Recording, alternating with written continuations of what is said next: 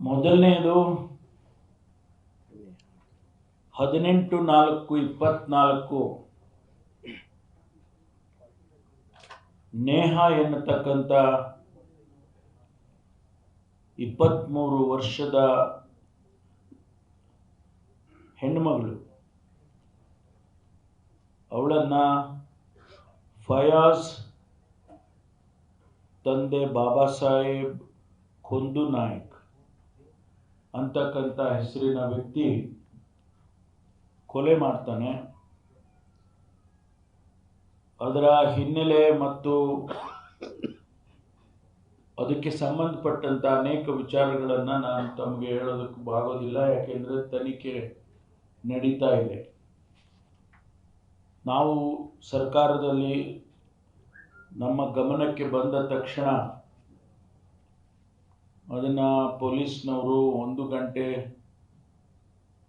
ಸುಮಾರು 1 ಗಂಟೆಯಲ್ಲಿ ಅವನನ್ನು ಸೆಕ್ಯೂರ್ ಮಾಡ್ತಾರೆ. ಅದರ ಹಿನ್ನೆಲೆಯನ್ನು ಮತ್ತು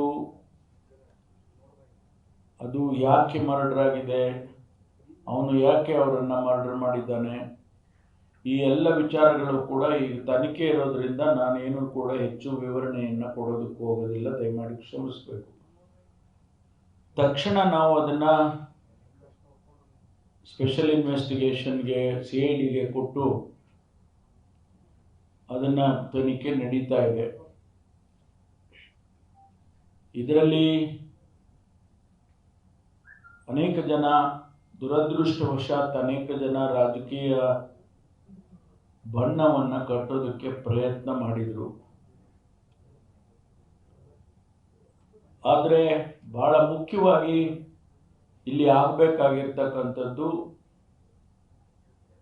ಆ ವ್ಯಕ್ತಿ ಏನು ಫಯಾಜ್ ಅಂತಕ್ಕಂಥವನು ಯಾವ ಉದ್ದೇಶಕ್ಕಾಗಿ ಆ ನೇಹಾಳನ್ನು ಮರ್ಡರ್ ಮಾಡಿದ್ದಾನೆ ಅನ್ನುವಂಥದ್ದು ಬಗ್ಗೆ ಹೆಚ್ಚು ನಾವು ಗಮನಿಸಬೇಕಾಗಿರುವಂಥದ್ದು. ಅದನ್ನೇ ನಾವು ಇವತ್ತು ಮೂಲವಾಗಿ ಇನ್ವೆಸ್ಟಿಗೇಷನಲ್ಲಿ ಮಾಡಬೇಕಾಗಿರ್ತಕ್ಕಂಥದ್ದು.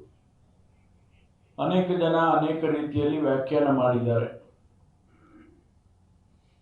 ಅದೆಲ್ಲವನ್ನು ಕೂಡ ನಾವು ಇಲಾಖೆಯಲ್ಲಿ, ಸರ್ಕಾರ ಮತ್ತು ಪೊಲೀಸ್ ಇಲಾಖೆ ಗಮನಿಸಿದೆ. ಯಾವ ಆ್ಯಂಗಲ್ನಲ್ಲಿ ತನಿಖೆ ಮಾಡಬೇಕು,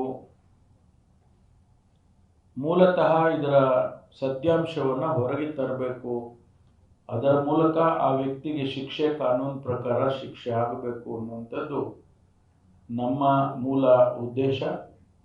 ಅದನ್ನು ಇಲಾಖೆ ಈಗಾಗಲೇ ಮಾಡ್ತಾ ಇದೆ. ಒಂದಂತೂ ನಾನು ಸ್ಪಷ್ಟವಾಗಿ ಹೇಳೋದಕ್ಕೆ ಬಯಸ್ತೇನೆ, ಯಾವುದೇ ಕಾರಣಕ್ಕೂ ಯಾವ ಒತ್ತಡ ಇರಲಿ ಅಥವಾ ಯಾವುದೇ ರೀತಿಯ ತನಿಖೆಯಲ್ಲಿ ನಿರಾಸಕ್ತಿ ಆಗಲಿ ಆಗೋದಕ್ಕೆ ಬಿಡೋದಿಲ್ಲ.